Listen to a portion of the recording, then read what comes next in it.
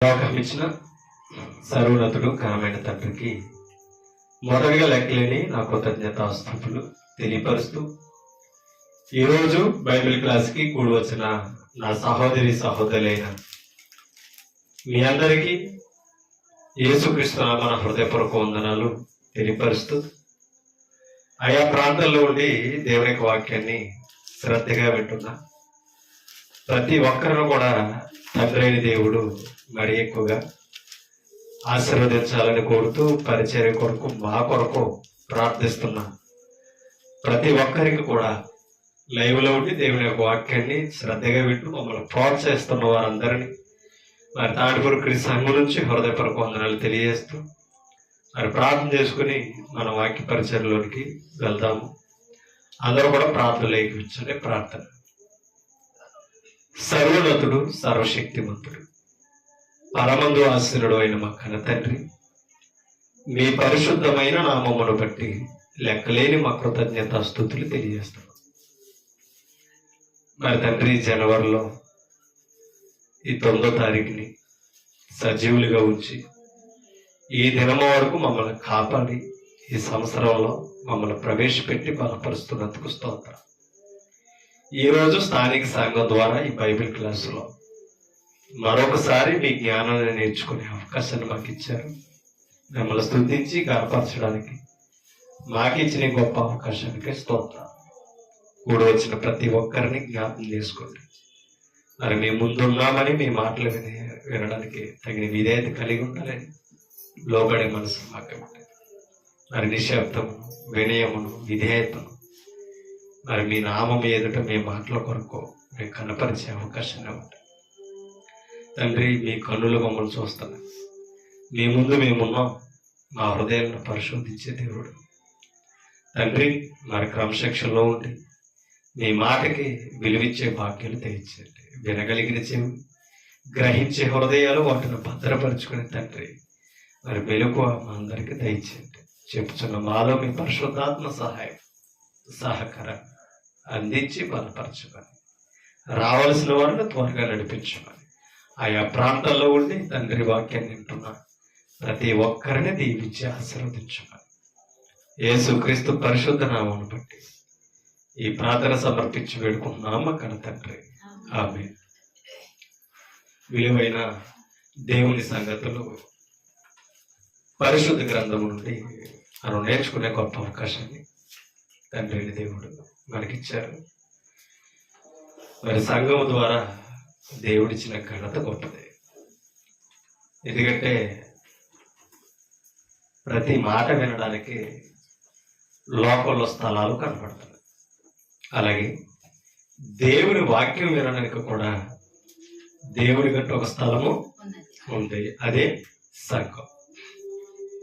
ఆ సంఘము ద్వారా మనము వాక్యాన్ని విని మన హృదయాలను పరిశుద్ధపరుచుకోవాల్సిన అవసరత మనందరికీ ఉంది. అందుకనే అపోస్తుడైన పౌలు సంఘముతో ఓ మాట చెప్తున్నాడు. మనం చదువుతాం. ఎఫెసీయులకు రాసిన పత్రిక. ఈ పత్రికలో అపోస్తుడైన పౌలు సంఘంలో ఉన్న పరిశుద్ధులతో మాట్లాడుతున్న మాటలను మనం జాగ్రత్తగా విందాం. చూడండి.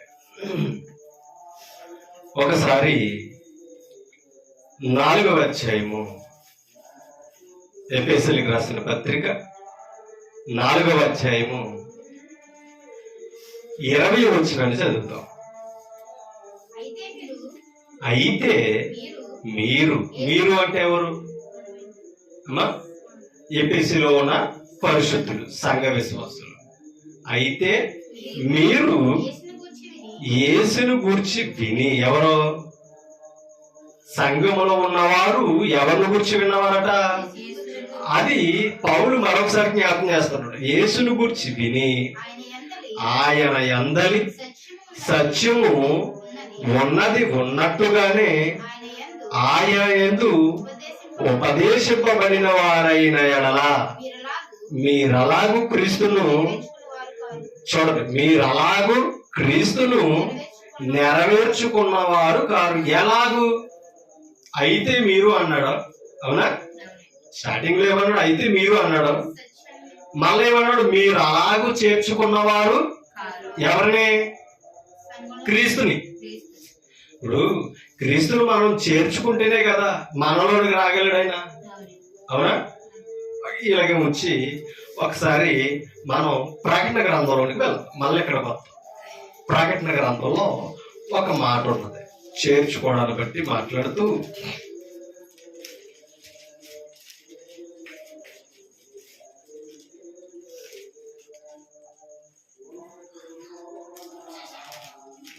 ఒక మాట మీకు చూపిస్తాను.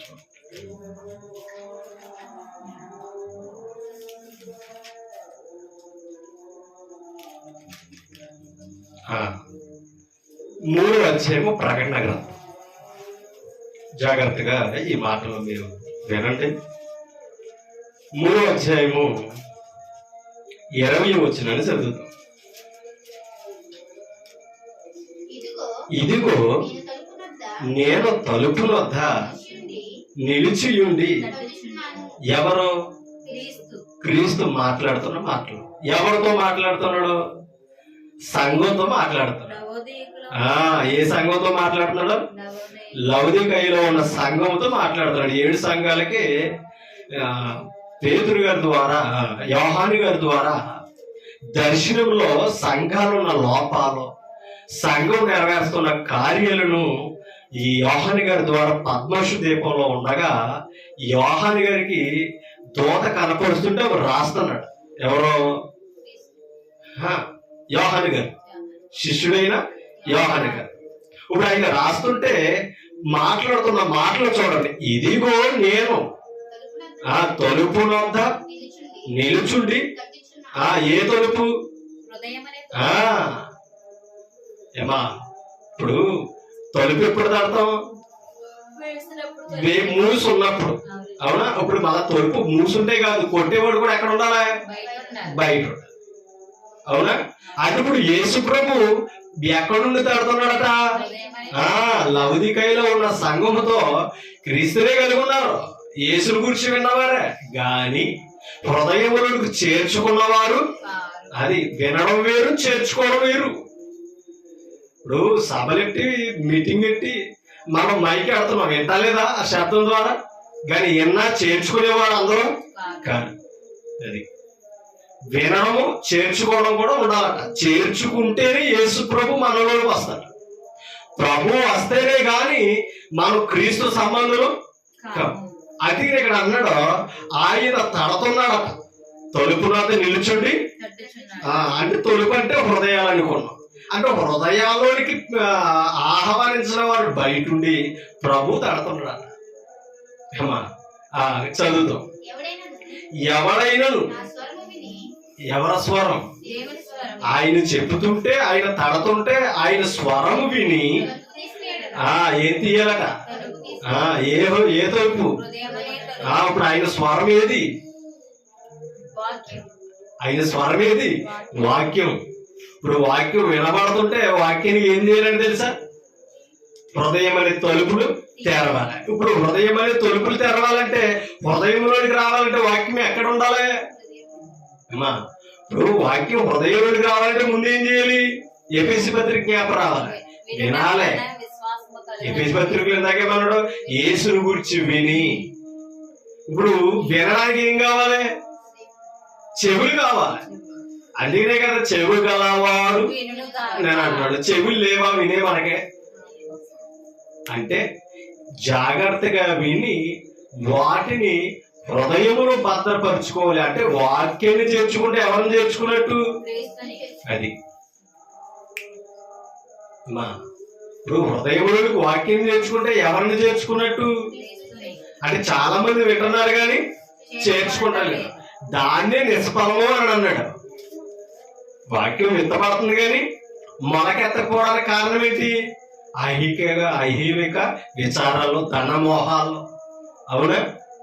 ఇప్పుడు ఒకరు 100 అంతలుగా 30 అంతులు గాను 60 అంతులు గాను 100 అంతలు గాను ఫలించాలంటే ఏం చెప్పాడు? మంచి నేలను పడిన విత్తనంలా ఉండాలి. అంటే దాని అర్థం ఏంటి?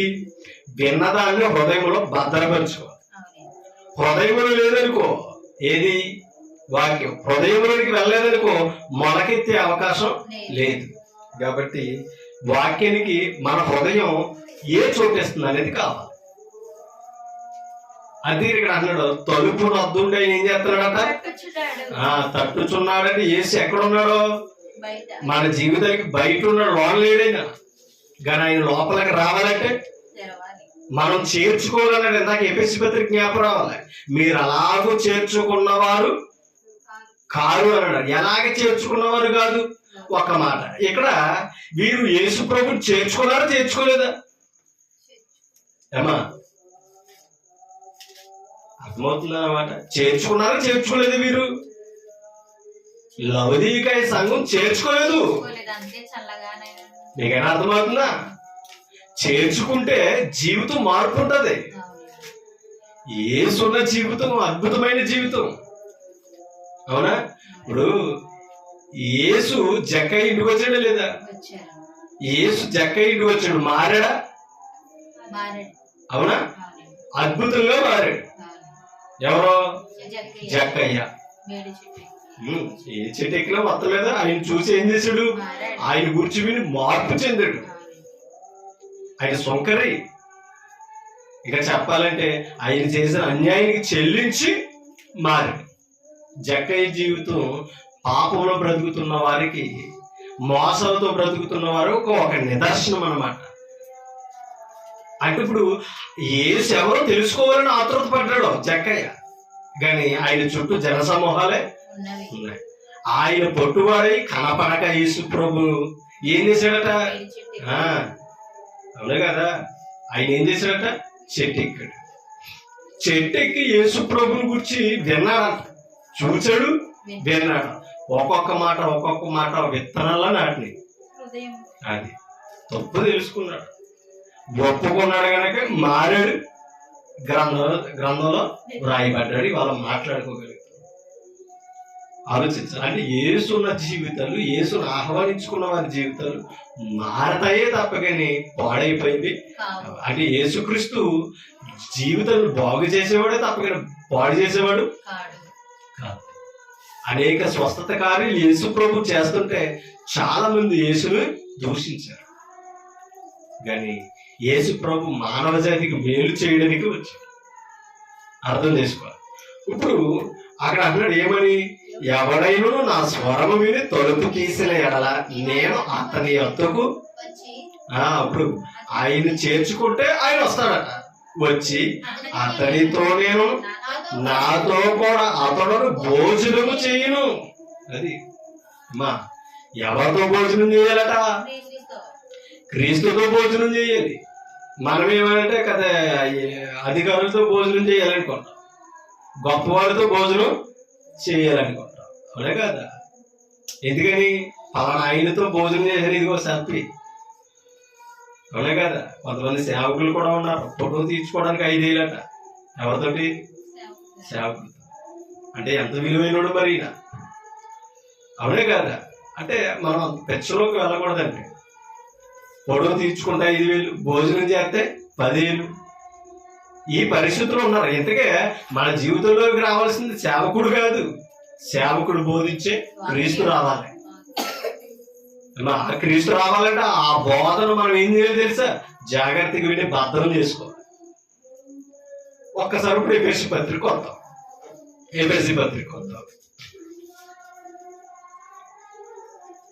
మీరు అలాగూ క్రీస్తుని చేర్చుకున్నవారు కారు అన్నాడు. ఎలాగో 19 వచ్చిన చదువుతూ ఇప్పుడు మనకు అర్థమవుతుంది. 19 వచ్చిన వారు సిగ్గులేని వారేయుడు. ఎవరు వారు?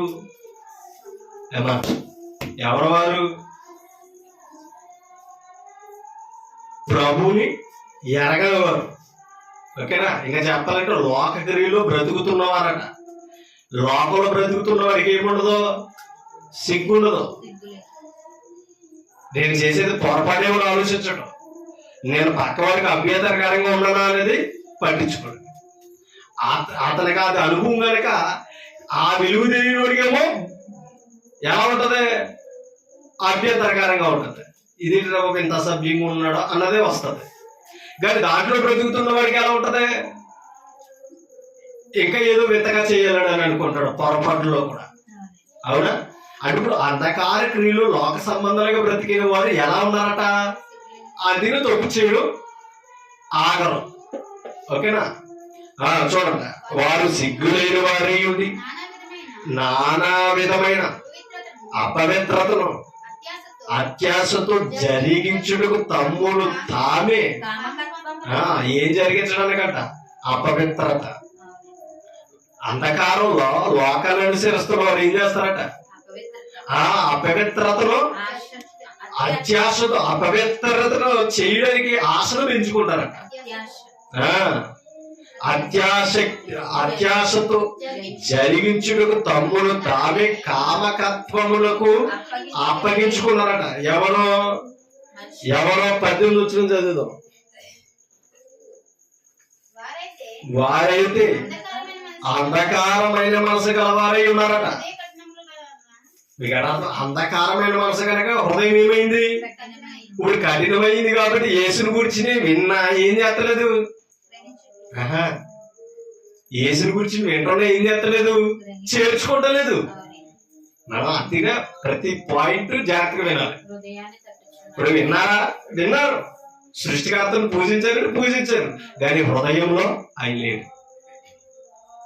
అందుకని ఇశ్రాయేలుతో చెప్పాడు, యెహోవాను సేవించినప్పుడు ఎలా సేవించాలని చెప్పాడు? నీ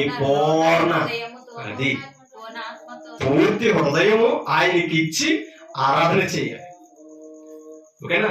ఇప్పుడు హృదయములో ఆయనను పూర్తిగా నింపుకోవడం కొరకు మనం భక్తి చేయాలి. భక్తిలో పవిత్రతగా ఉండాలి. ఎందుకంటే భక్తి అపవిత్రమైనదనుకో హృదయం కూడా. ఇప్పుడు హృదయం అపవిత్రం అయితే పవిత్రుడికి దేవుడు ఎలా నివసిస్తాడు?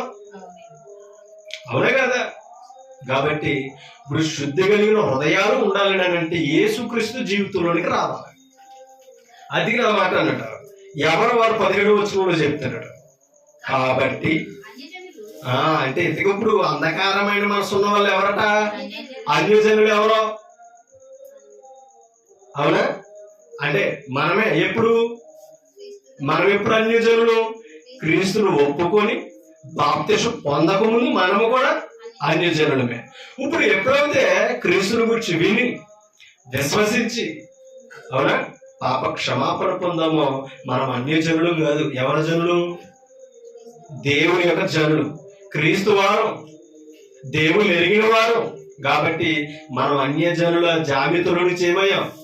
తప్పింపబడ్డాం. లేకపోతే ఇప్పటికీ మనం ఎలా ఉందో అన్యజనులుగానే ఉంటుంది. ఇప్పుడు అన్యజనులను ఎవరిని మాట్లాడుతున్నాడు? ఆలోచించండి. అన్యజనులు ఎవరో? క్రీస్తుని ఎరగిన వారు. ఒకటే, లోకమనే అంధకారంలో బ్రతుకుతున్న వారు అన్యజనులు. అలాగే అక్కడ ఒక మాట అన్నాడు, చూడండి ఒకసారి. ఇప్పుడు చదువుతాం 18వ వచనం.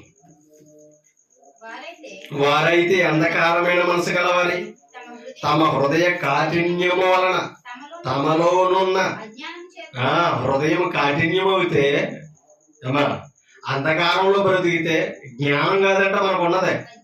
మనం ఏమనుకుంటున్నాం? ఆ అజ్ఞానాన్ని జ్ఞానం అనుకుంటున్నాం. అందుకని ఏమన్నాడు? ఒకటే, లోకానికి జ్ఞానం లేదా? చెప్పాలి మీరు. లోకానికి జ్ఞానం ఉందా? ఏ జ్ఞానం అది?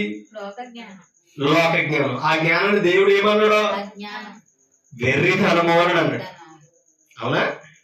లోకానికి ఉన్న జ్ఞానం ఏ జ్ఞానం అంట? వెర్రితనం. కొరింథీ పత్రిక, మొదటి కొరింథీ పత్రిక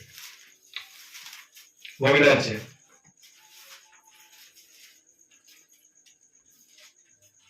20వ వచనం. అంటే ఈ లోకాన్ని పరిశోధించిన వారితో చెప్తున్నాడు. లోకాన్ని చదివిన వారు ఉంటారు కదా, ప్రపంచాన్ని చదివేనండి. జ్ఞాని ఏమాయను? శాస్త్రాలన్నీ తిరగేసిన వారు. ప్రతి మనిషిని చదివినోడు ఉంటాడు చూసారా? శాస్త్రాలు ఈ భూలోకాన్ని లోకాన్ని చదివిన వారి గురించి చెప్తాడు. శాస్త్రీయమాయను. ఈ లోకపు తర్కవాది అంటే దాని అర్థం ఏంటి? జ్ఞానము చేత, శాస్త్రాల చేత లోకంలోనే తర్కాలతో ఉన్నారట. లోకం కొరకే తర్కించుకున్నారట.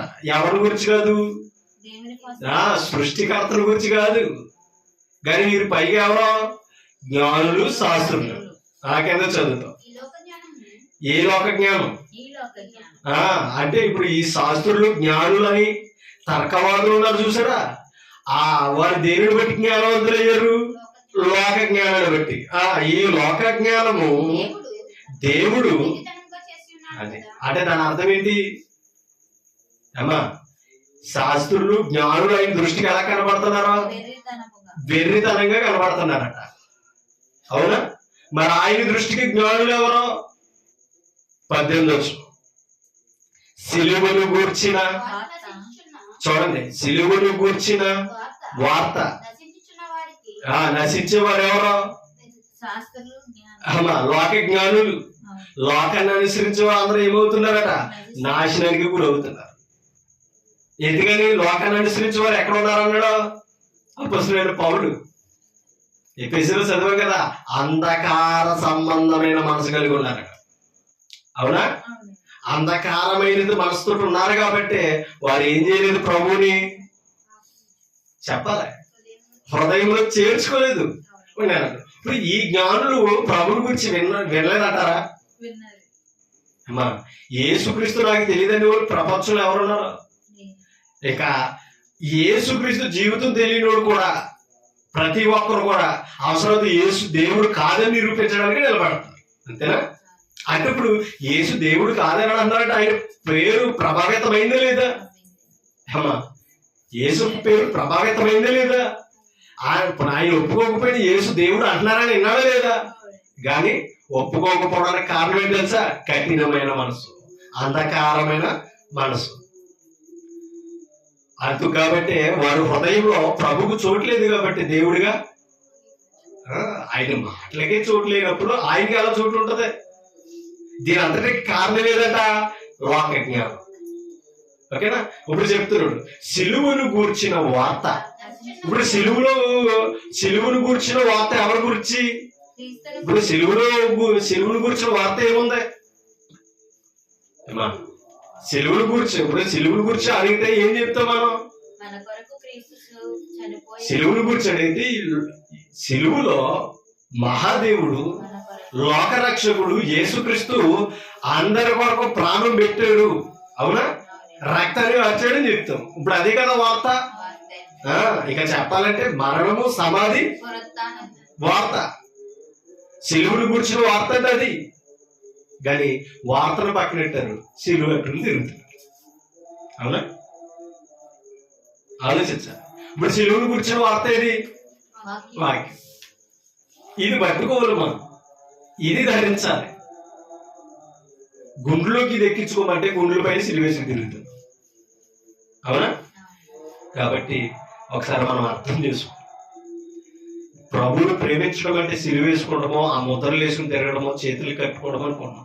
నిజమైన ప్రేమ ఏదైనా ఉన్నదంటే వాక్యాన్ని శ్రద్ధగా వినడం, విని దాన్ని హృదయంతో భద్రం పరుచుకొని దాని ప్రకారంగా మనం నడవాలనుకుంటాం. చూసారా? అది ప్రభువును ప్రేమించడం. దీంట్లో విఫలమైపోతున్నాం మనందరం. ఏం చేస్తున్నాం? ఫోటోలను ప్రేమించడం. అవునా? ప్రతిమలని ఇంట్లో పెట్టుకోవడం మనం ఇష్టపడుతున్నాం. ఎందుకని?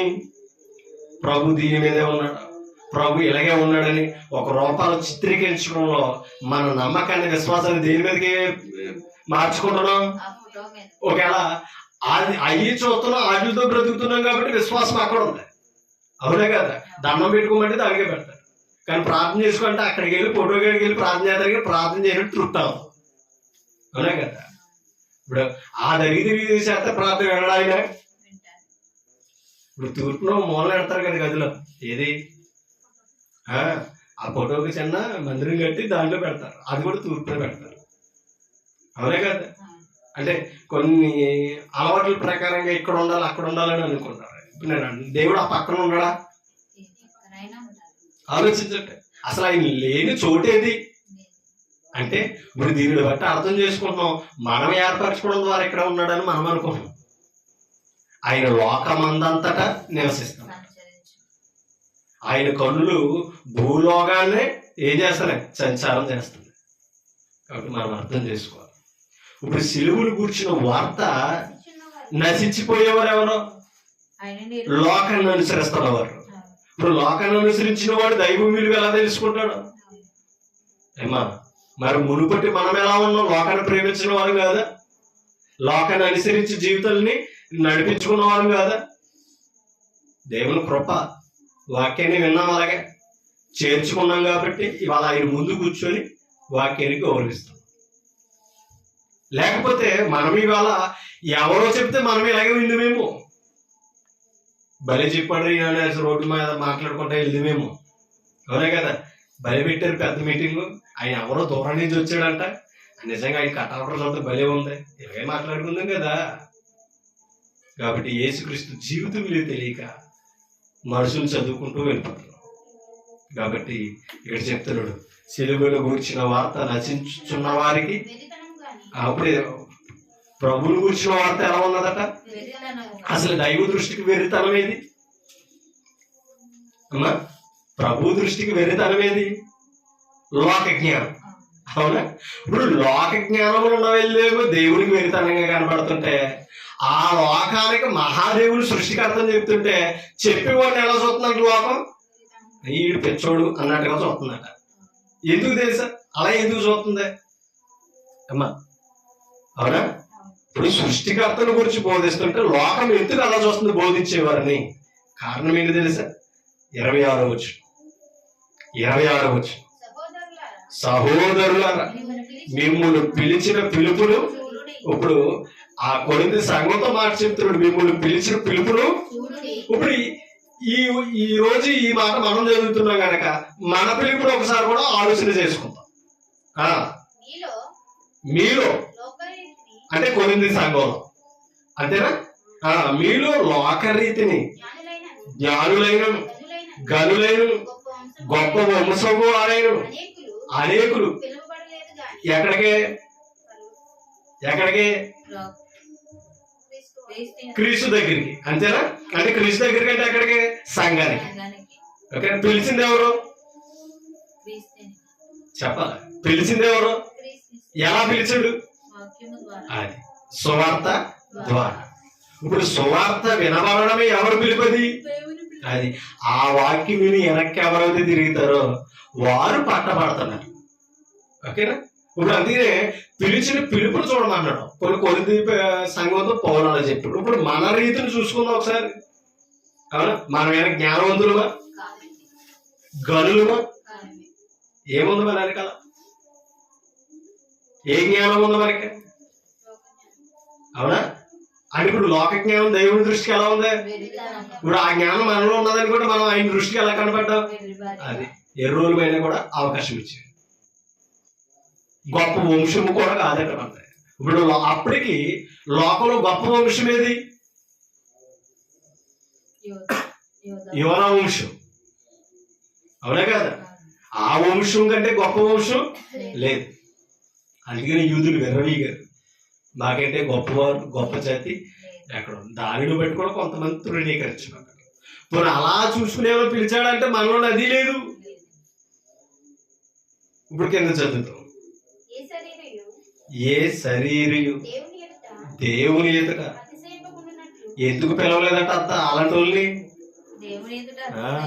అవునే కదా? మేము ఎవరమంటారు ఇక్కడికి వచ్చి? రాజులు. నీకు అర్థం? ఇప్పుడు లోకంలో రాజులు వచ్చారనుకో, ఇప్పుడు మా దేవుడు ఎవరంటారో? యేసుప్రభు అంటారు. ఇప్పుడు ఏమో అక్కడ అలా ఇవాళ పెట్టి సంఘాలు పేర్లు చూస్తున్నాం కదా, రాజుల సంఘం, కొమ్మవారి సంఘం. అవునే కదా? నేను ఆ పేరు ఎందుకు ముందు మళ్ళా? ఇప్పుడు సంఘం క్రీస్తుది, క్రీస్తుని నమ్మొచ్చాం, క్రీస్తు ద్వారా పాపక్షమాపణ వచ్చింది. మళ్ళా మన లోకంలో స్థితి ఎందుకు అక్కడ? అవునే కదా? అది ఏ జ్ఞానం? అది కాబట్టి ఇంకా ప్రభు దగ్గరకు వచ్చాక ఇంకా ఆ మనసే ఉంది. వాక్యానికి ఇచ్చారనుకో, అవునే కదా? వాక్యానికి ఇచ్చారనుకో, అందుకనే పరిచయుడు శంకర ప్రార్థనే రుజువండి. అవునా? శంకర ఎలా ప్రార్థించాడు, పరిచయుడు ఎలా ప్రార్థించాడు? అవునా? ఎంత హెచ్చించుకున్నాడో ఈ శంకర వల్లినైనను పాపి వలనైనను నేను లేనందుకు నిన్ను స్తుతిస్తున్నాను. మరలా జీలకర్రలోను, పోపులోను, పుదీనాలోను, అవునా, సూపులోను, అన్నిటిలో ఏం చేస్తున్నాను? 10వ వంతు ఇస్తున్నాను. అవునా, దశమ భాగాన్ని ఇస్తున్నాను. ఎన్ని పొగుడుకున్నాడని ప్రభు ముందు. మళ్ళీ ఎక్కడ? ప్రార్థనలో, పరిచయుడే. ఒకవేళ ఇస్తే ఇవ్వ ఉండొచ్చు, కానీ దైవం ముందు అతిశయించడానికి అర్హత లేదు. ఎందుకు తెలుసా? అసలు ఆయన ఇస్తేనే కదా మనం ఇస్తున్నాం ఆయనకి. అది మర్చిపెట్టు. కానీ నెక్స్ట్ టైం ఏమన్నా సొంకరి ప్రార్థించాడు. ఏమని ప్రార్థించాడు? ఎంత సింపుల్గా మాట్లాడాడు. ప్రభువా, ఆకాశము వైపు కనులెత్తుటకు నేను యోగ్యుడును. ఒక్క మాటలో గెలిచేటంతే. మీకు అర్థమంతా? ఆ ఒక్క మాటలో ప్రభు హృదయాన్ని గెలుచుకున్నాడు. అంటే దీన్ని బట్టి అర్థం చేసుకోండి, అసలు ఆయన ముందు పొగుడుకోవడానికి యోగ్యత లేదండి మనకి. ఎందుకని? మన జీవితాలు అంత మురుకుతో ఉన్నాయి ప్రభు దగ్గర. ఘోరమైన వ్యాధితో బ్రతుకుతున్నాం లోకంలో. కానీ మనం అనుకుంటున్నాం కద్దరేసుకుంటున్నాం, షెడ్డు కొట్టుకుంటున్నాం, చాలా హోందాగా తిరుగుతున్నాం అనుకుంటున్నాం. శరీరానికి తప్పని ఉందా, ఆత్మకేమి అది. ఆ హోదా తన ఆత్మ కావాలి. అలా అతిశయించిన వారు ఎవరు తెలుసా? అపోస్తులుడు. అలా అతిశయించిన వారు ఎవరు తెలుసా? అపోస్తులుడు. అందుకే మా బాహ్య పురుషుడు కృషించుచున్నాను, ఆంతర్య పురుషుడు దినదినం ఏమవుతున్నాడు? నూతన పరచబడుచున్నాడు. మీకు అర్థమవుతుందా? హ్యాపీ న్యూ ఇయర్ అని దేని సంతోష పెట్టుకున్నాం? మరొక సంవత్సరం ఇచ్చాడు. ఆయన సన్నిధిలో కృతజ్ఞతగా బుద్ధి తెచ్చుకుని కూర్చోవాలనేది ఉన్నదా? అది నూతన మనస్సు, అది నూతన హృదయం. అవునా కదా? ఇది లేదు మనకి. కాబట్టి లోక రీతిని బట్టి ఎందుకు పిలిచాడు తెలుసా? ఏమా, యేసు ప్రభు కూడా శాస్త్రుల పరిచయం దగ్గరికి వెళ్ళా, సొంకరే పాపుల దగ్గరికి వెళ్ళాడు. పాపులనే పిలివచ్చాడు. ఎందుకని? వారి బ్రతుకులే మార్చబడాలి. అలా వెళ్ళాడు కాబట్టి ఈ రోజు మనకు ఆ భాగ్యం దొరికింది. ఆయన సంఘములో చోటు ఇచ్చాడు మనకి. మనము వెనవీగితే పోగొట్టేసుకుంటాం. అవునే కాదు? ఎందుకంటే ఆయన సన్నిధిలో ఎవ్వరు గొప్పవారు కాదు, ఆయనే గొప్పడు. ఏ స్థితిలో బ్రతుకుతున్నా, ఏ స్థితిలో మనం ఉన్నా, మనమందరం ఇక్కడికి వచ్చి ఎవరిని గొప్ప చేయాలి? మనల్ని రక్షించిన వాడిని, మనకు వరకు ప్రాణం పెట్టినోడు గొప్ప చేయాలి. మన గొప్పలు ఎందుకు ఆయన దగ్గర? అయితే ఏమని ఉంటాయి కదా చెప్పుకోవడానికే. అవునే కదా? అందుకే నా మాట అంటున్నాడు. ఏమని? చదువు. ఏ శరీరం దేవుని ఎదుట ఏం చేయకూడదట? అతిశయించడానికి లేదు. ఎందుకు అతిశయించకూడదు తెలుసా? యోబు గ్రంథం, యోబు గ్రంథం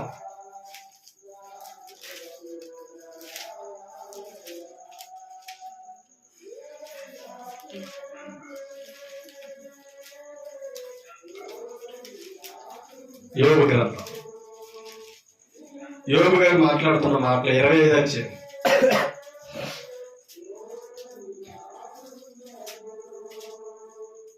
తీసారా? 25 వచ్చాయి యోబు గ్రంథం.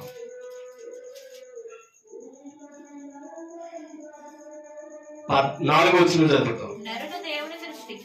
నరుడు దేవుని దృష్టికి నీతిమంతుడు ఎట్లు? అర్థమైందా? ఏమా, దేవుని దృష్టికి నరుడు ఎవరు కాదట? ఇప్పుడు నీతిమంతుడు కానప్పుడు మనం గొప్పడిగా ఎలా ఉంటాం ప్రభు ముందు? అవునా? ఎందుకు నీతిమంతులుగా లేము ప్రభు ఎదుట? అందరం పాపం చేసి దేవుని కృపను పోగొట్టేసుకుంటున్నాం. ఇప్పుడు ఈ పాపం ఏం చేస్తుంది? మనల్ని దైవానికి దూరం చేసింది. అది ఇప్పుడు దేవుడిచ్చిన కనీసం నీతిని పోగొట్టేసుకుంటున్నాడు. దేని ద్వారా తెలుసా? పాపం ద్వారా, అపరాధం ద్వారా. అదినే మనము దైవ దృష్టికి ఎలా ఉన్నామని తెలుసా? అనీతిమంతులుగా బ్రతుకుతాం. అందుకే అన్నాడు ఏమని? నీతిమంతుడు ఏ నరుడు దేవుని దృష్టికి నీతిమంతుడు ఎట్లు కాగలడు? స్త్రీకి పుట్టినవాడు ఆయన దృష్టికి ఎట్లు శుద్ధుడు కాగలడు? అమ్మా, స్త్రీకి పుట్టిన నరుడు ఎవరి దృష్టికి నీతిమంతుడు కాడట? నీతిమంతుడు కాదు, శుద్ధుడు కాదట. అంటే శుద్ధుడు కాడంటే ఎవరు మరి నరుడు దేవుని దృష్టికి? అపరిశుద్ధుడు. అవునా? శుద్ధత లేని బ్రతుకులు మన ఎవరి దగ్గరికి రానని చెప్పు, దేవుని దగ్గరికి రానని చెప్పు. మన జీవితాలు ఎలా ఉన్నాయో తెలుసా? అశుద్ధంగా ఉంది.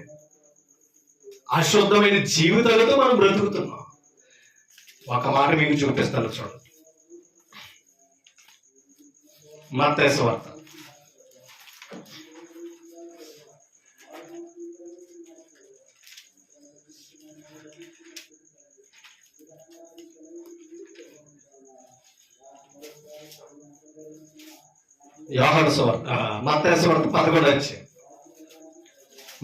11 తీసారా? 11 వచ్చిన చదువు. స్త్రీలు కనిన వారిలో బాప్తిస్మమిచ్చు యోహాను కంటే. అదేంటి? దైవం ముందు ఎవరు గొప్పడు కాదన్నాడు. ఇప్పుడు యోహాను గారు ఎవరట? గొప్పవాడనే కదా అర్థం. స్త్రీలకు పుట్టిన వారిలో ఎవరో కూడా దైవ దృష్టికి ఎలాంటి వారు కాడన్నాడా? శుద్ధుడు కాదు. యోబు గారు అన్నాడా లేదా? ఏ నరుడు నీతి బద్ధుడు కాదు ఆయన దృష్టికి. స్త్రీకి పుట్టినవాడు శుద్ధుడు కాడన్నాడు. మరి ఇక్కడ యోహాను గారి జీవితంలో ఆయన తల్లి ద్వారా వచ్చిన జన్మను గురించి ప్రభు మాట్లాడుతూ ఏమన్నాడు చూడండి. స్త్రీలు కలిగిన వారిలో బాప్తిస్మమిచ్చి యోహాను కంటే గొప్పవాడు.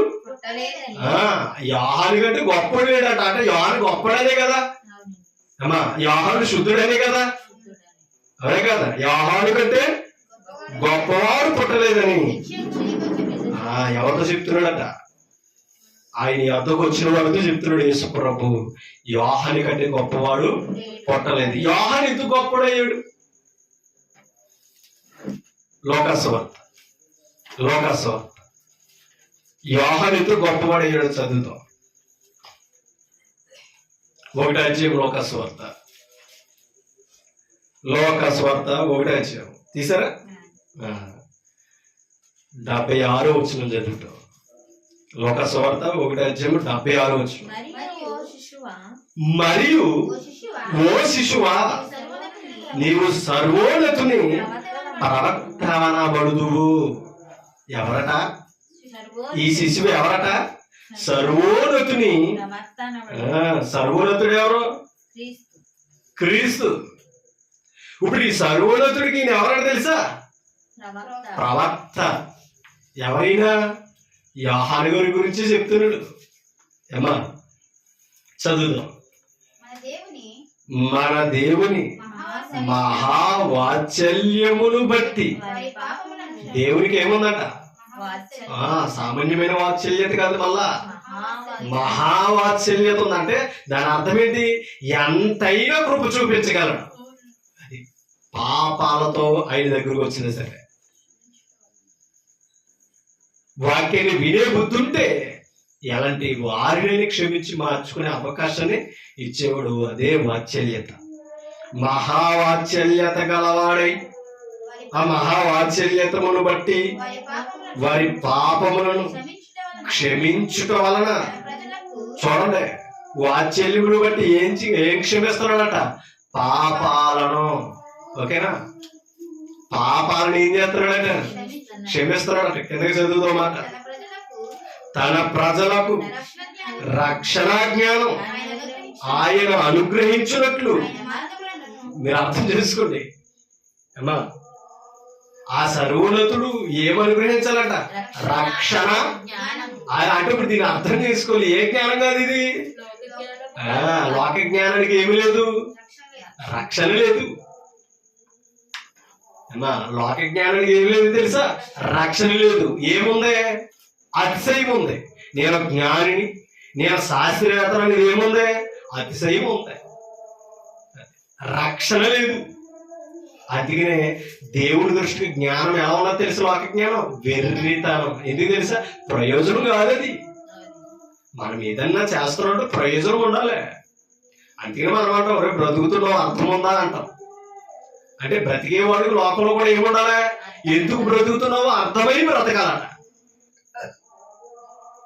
అందుకని అన్నాడు రక్షణ తన ప్రజలకు రక్షణ జ్ఞానము ఆయన అనుగ్రహించినట్లు ఆయన మార్గములను సిద్ధపరచుటకై నీవు ప్రభువునకు ముందుగా నడుతూ. నీవంటే ఎవరో యోహాను గారు ఇందాక చెప్పాడు చూసారా, యేసు ప్రభు బాప్తిస్మం ఇచ్చి యోహాను గురించి చెప్తున్నాడు. యేసు ప్రభువుకు ముందుగా నడిచిన వాడు అంటే ఎవరో. యేసు ప్రభువుకు ముందు ఎందుకు నడిచాడు ఈయన? మార్గాన్ని సిద్ధపరచడానికి వచ్చాడు. యేసు ప్రభు ఎవరో ఆయనకు ముందు ప్రజలను ఆయన వైపు తిప్పడానికి వచ్చిన మహాశిశువైన. అందుకనే ఓ శిశువా, ఓకేనా?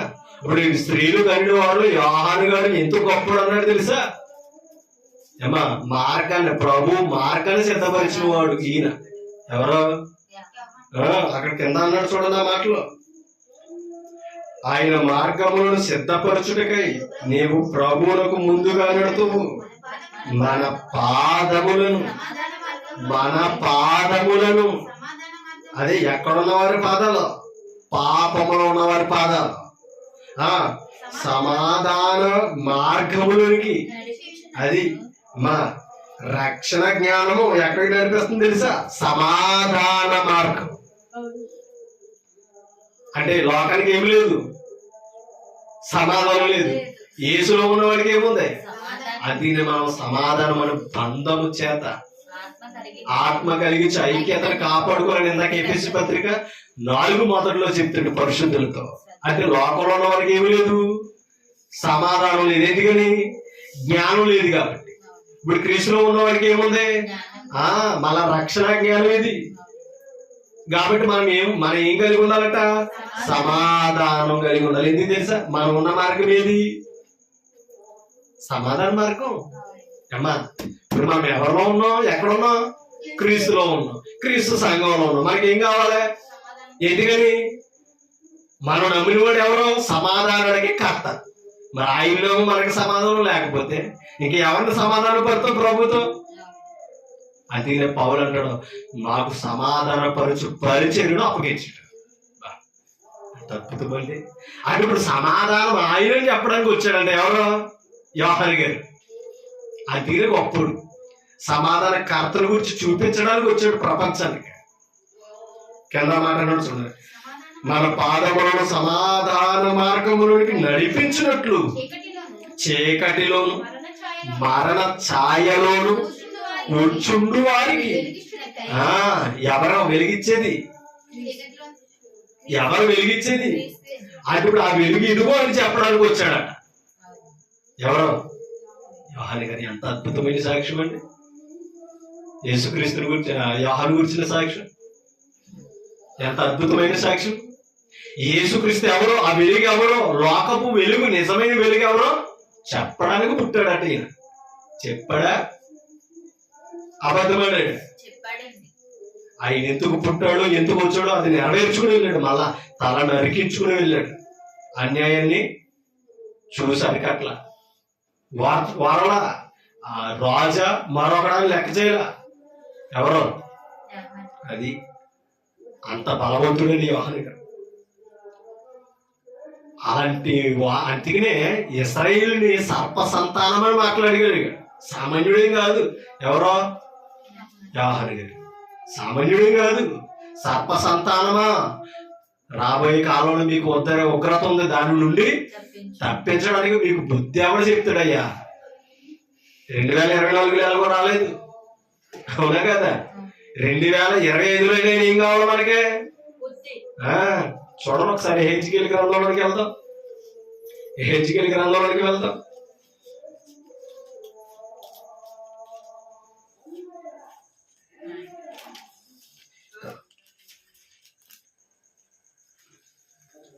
తీసారా?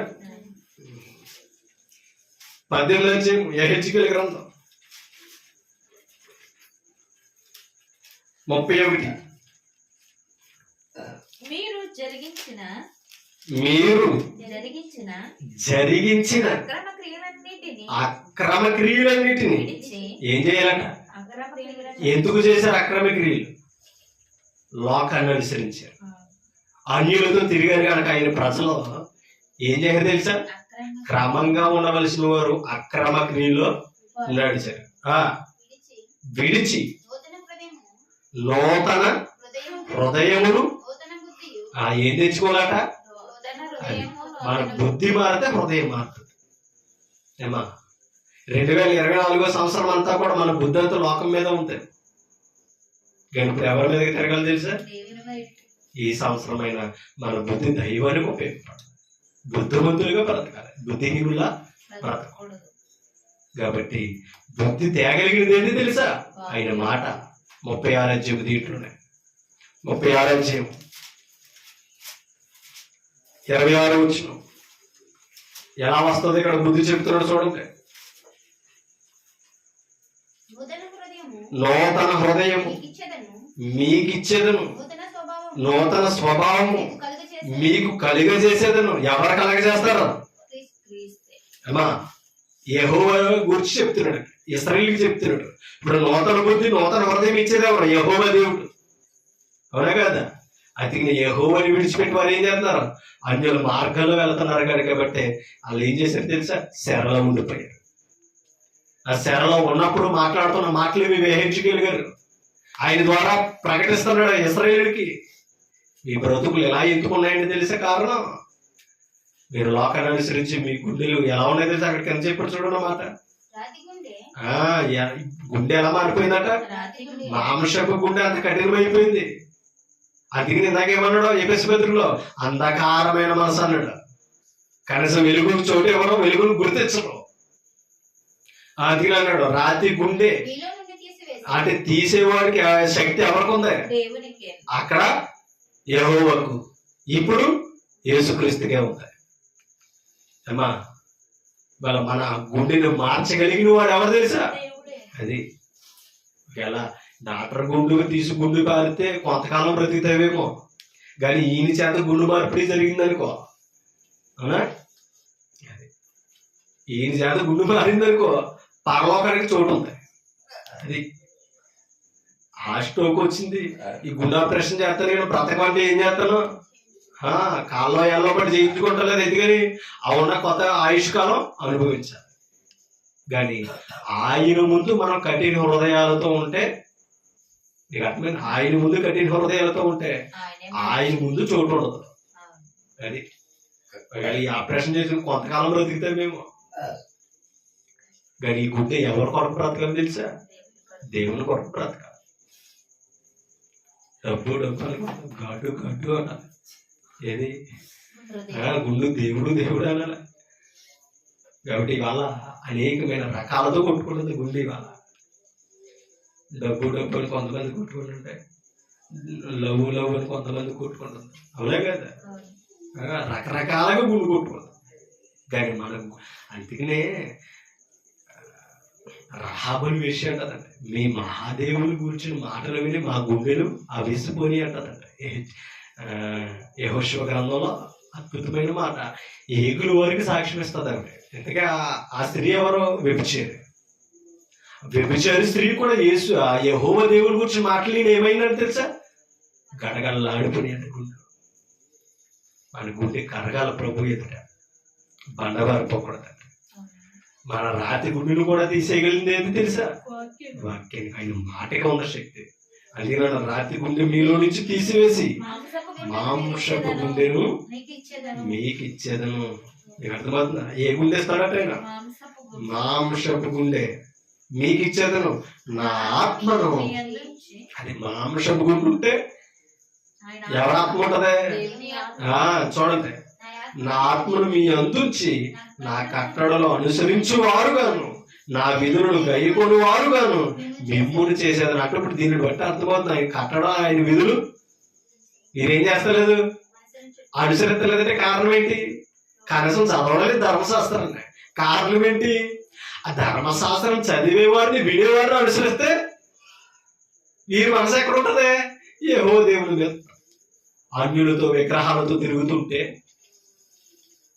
అర్థమైందా? అన్యులతో విగ్రహాలతో యెహోవాయే ఎవరు, నిజమైన దేవుడు ఎవరో తెలియని వాడితో తిరుగుతూ ఉంటే ధర్మశాస్త్రాన్ని ఎక్కడ చదువుతారు? ఆయన మార్గంలో ఎక్కడ నడుస్తారు? అమ్మా ఇవాళ క్రైస్తవుడు బాప్తిసం పొందాక క్రీస్తుని ఎందుకు విడిచిపెట్టకూడదు తెలుసా? క్రీస్తుని అనుసరించే వాళ్ళు సంఘంలో ఉన్నారు కనుక. నువ్వు బాప్తిసం పొంది లోకంలో తిరుగుతున్నావు అనుకో, లోకంలో ఉన్నవారు ఎవరో అంధకారమైన మనసు గలవారు, దేవుడు ఎవరో తెలియని వారు, దేవుడి పవిత్రత ఏంటో తెలియని వారు, బ్రతుకు ఎలా మార్చుకోవాలో మార్గాన్ని తెలియని వారితో నువ్వు తిరుగుతూ ఉంటే బాప్తిసం పొందితే నీకు ప్రయోజనం ఏంటి? బాప్తిసం పొందిన తర్వాత దాన్ని పొందిన వారు ఎలా నడుచుకుంటున్నారో వారిని గురిపెట్టి చూడాలి ముందు. అపోస్తలులు ప్రభువులు గురెట్టుకున్నారు కాబట్టి ప్రాణాలు లెక్క చేయాలి. ఆదిమ సంఘం అపోస్తలులు గురెట్టుకున్నది కాబట్టి ఇవాళ సంఘం గురించి చెప్పుకోవడానికి మన చేతుల్లో గ్రంథం ఉంది. ఇవాళ రేపు తన మనల గురించి చెప్పుకోవాలంటే మన క్రియలే సాక్ష్యం అవ్వాలి. మనం నిలబడి నడవాలి. పడిపోతే మన గురించి ఎవరో చెప్పరు, చెప్పుకునే విధానం మరోలాగా ఉంటుంది. కాబట్టి బ్రతుకున్న చచ్చిన మన గురించి క్రీస్తులో గొప్ప సాక్ష్యం ఉండాలి. అందుకే ఇక్కడ మాట్లాడతాడు, ఏ గుండెని తీసేస్తాడని మనలో నుంచి రాతి గుండెని తీసేసి ఏ గుండె ఎత్తాడంట మనకి? మాంసపు గుండెను. ఆ గుండె మనకి ఇవ్వాలంటే కంపల్సరీ మనం ఏం చేయాలి? మన హృదయంలోనికి ఎవరిని చేర్చుకోవాలి? క్రీస్తుని చేర్చుకోవడం అంటే సువార్త వింటున్నప్పుడు ఇక్కడికి రావాలి. మరొకటి, హృదయములోకి వచ్చిన తర్వాత జాగ్రత్త ఉండాలి మనకి. లేదంటే మీ విరోధి అయిన అపవాది మీ హృదయంలో విత్తబడిన వాక్యం అనే విత్తనాన్ని ఎత్తికిపోతున్నాడు. ఓకేనా? ఇప్పుడు దుమ్ముని చేలో పడకుండా పక్కన పడ్డదనుకో విత్తనం, ఎవరు ఎత్తుకుపోతారు? పక్షులు ఎత్తుకుపోతాయి కదా. అదే చెప్పాడు. ఆ పక్షి ఎవరో కాదు, ఆయన్ని పక్షితో ఎందుకు పోల్చాడంటే విత్తనం ఎవరో? వాక్యం.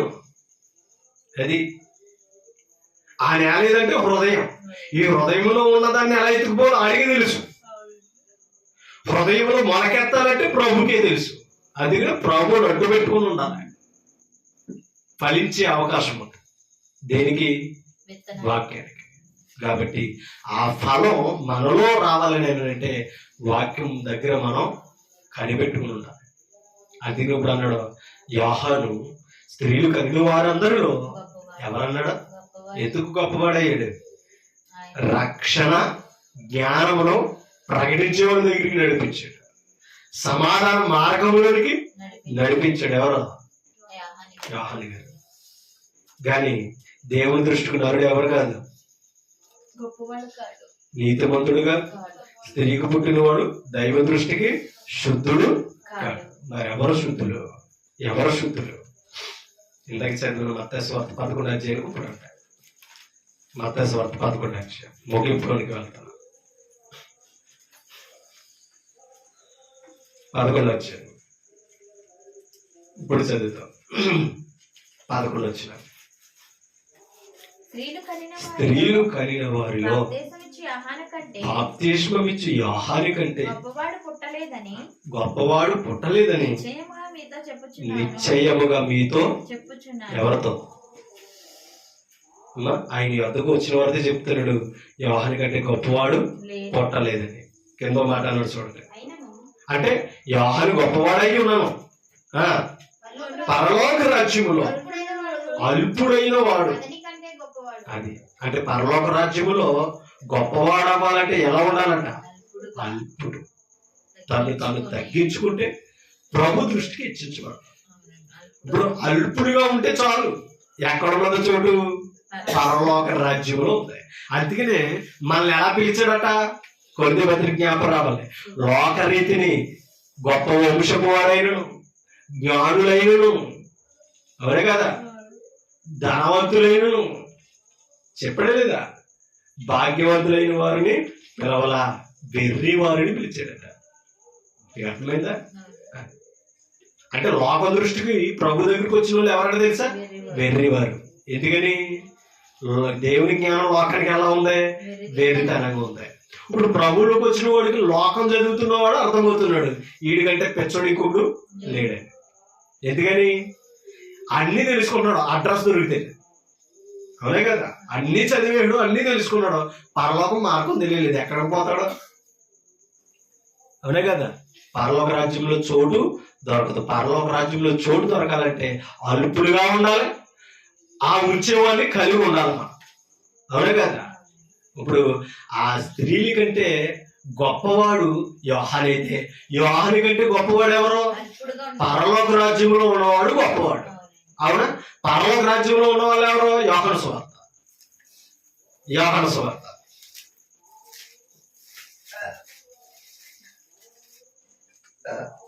ఒకటి వచ్చే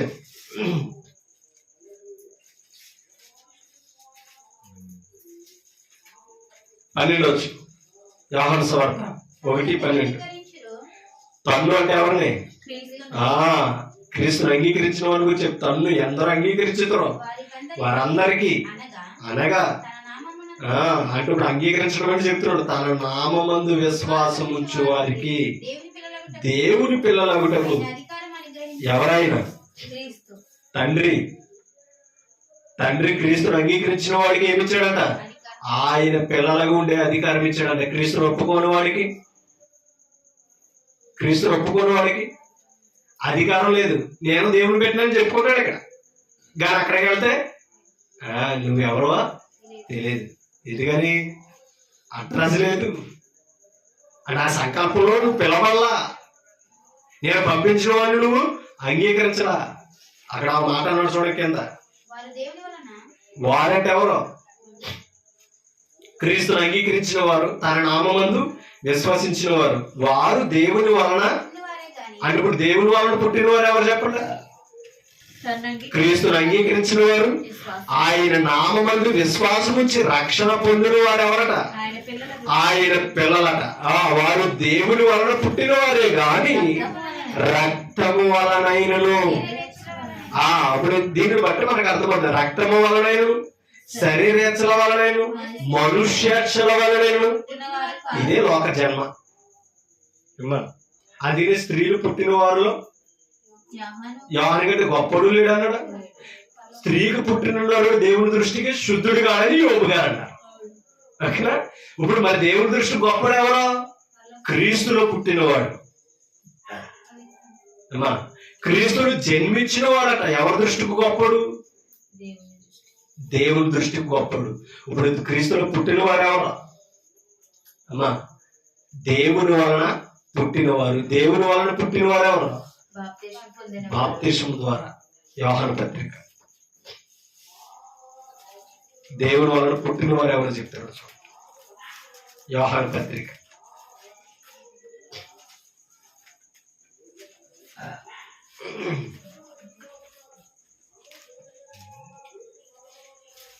యోహాను పత్రిక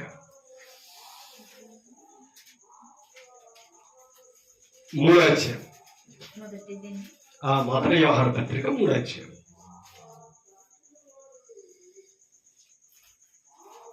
తొమ్మిదవ వచనం. దేవుని మూలముగా పుట్టిన ప్రతి వానిలో ఆయన బీజము నిలుచును గనుక.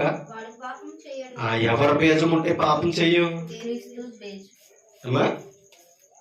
ఎవరి బీజం ఉంటే పాపం చేయము. క్రీస్తు బీజం ఉంటే పాపం చేయమట. క్రీస్తు బీజం ఉన్న వాళ్ళు ఎవరు? దేవుని వలన పుట్టినవారు. ఆ బీజం ఏంటో పేతురు పత్రికలో చెప్తున్నాడు చూడండి. 1వ పేతురు పత్రిక 1వ అధ్యాయం. ఆ బీజం ఏంటో చెప్తాడు. తీసారా? 1వ పేతురు పత్రిక 1వ అధ్యాయం 22వ వచనం.